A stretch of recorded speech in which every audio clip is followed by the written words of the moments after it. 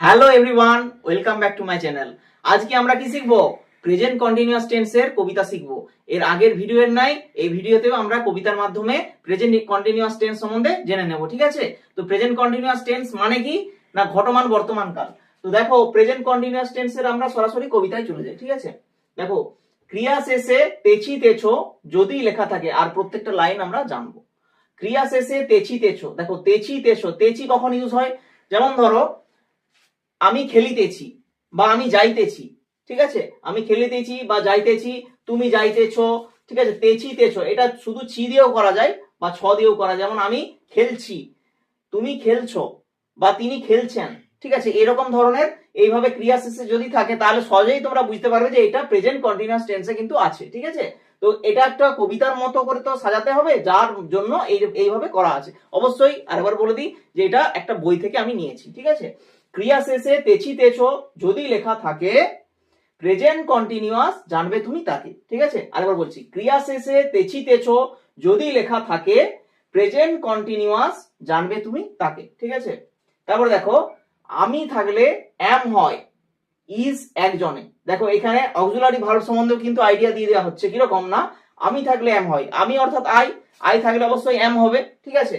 Is একজনে, যে কোনো ধরনের একজন। ঠিক আছে? যেমন থার্ড পারসন সিঙ্গুলারে, যেমন হি, সি, ইট, বা যে কোনো রাম, সাম, যদু, মধু, বা একটা টেবিল, একটা চেয়ার, তাহলে থার্ড পারসন সিঙ্গুলারে অবশ্যই ইজ হয়। ঠিক আছে? আমি থাকলে এম হয়, ইজ একজনে।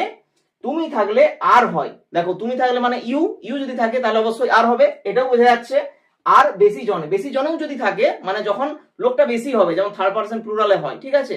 বা ফার্স্ট পারসন প্লুরালেও হয়। ঠিক আছে? আর সেকেন্ড পারসন প্লুরালেও হয়। তাহলে এই আর বেশি জনেতেও কি বসে না, এই যে আর বসে। ঠিক আছে? এই আর বসে এই বেশি জনে, আর তুমি থাকলে। ঠিক আছে? আরেকবার বলছি, আমি থাকলে এম হয় আর ইজ একজনে। ঠিক আছে? আর তুমি থাকলে আর হয় আর বেশি জনে। তারপর দেখো, ক্রিয়া শেষে আইএনজি। দেখো, অবশ্যই ইংলিশে যখন কোনো সেন্টেন্স থাকবে, যদি আইএনজি যুক্ত যদি থাকে, যেমন ধরো প্লেইং, গোয়িং, স্লিপিং, এই ধরনের যদি থাকে, আইএনজি যদি থাকে, ঠিক আছে, তাহলে তোমরা বুঝতে পারবে যে অবশ্যই এটা এই প্রেজেন্ট কন্টিনিউয়াস টেন্সে কিন্তু আছে।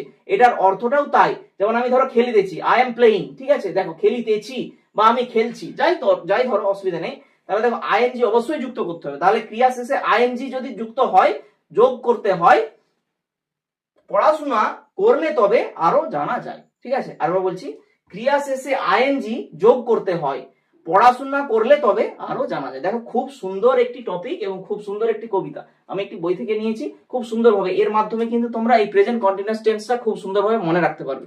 এই কবিতা দেখো, আমাদের কবিতা কিন্তু খুব ভালোভাবে মুখস্থ থাকে। তো ঠিক আছে, সেই হিসেবে আমরা যদি এই কবিতাটা মুখস্থ রাখি, একটু ভালো করে দেখে নেবে। হ্যাঁ, এই কবিতাটা যদি আমরা মুখস্থ রাখি, তাহলে আমরা প্রেজেন্ট কন্টিনিউয়াস টেন্স কখনোই কিন্তু ভুলবো না। ঠিক আছে? এই ধরনের ভিডিও আমরা আরো নিয়ে আসছি। ঠিক আছে? অবশ্যই।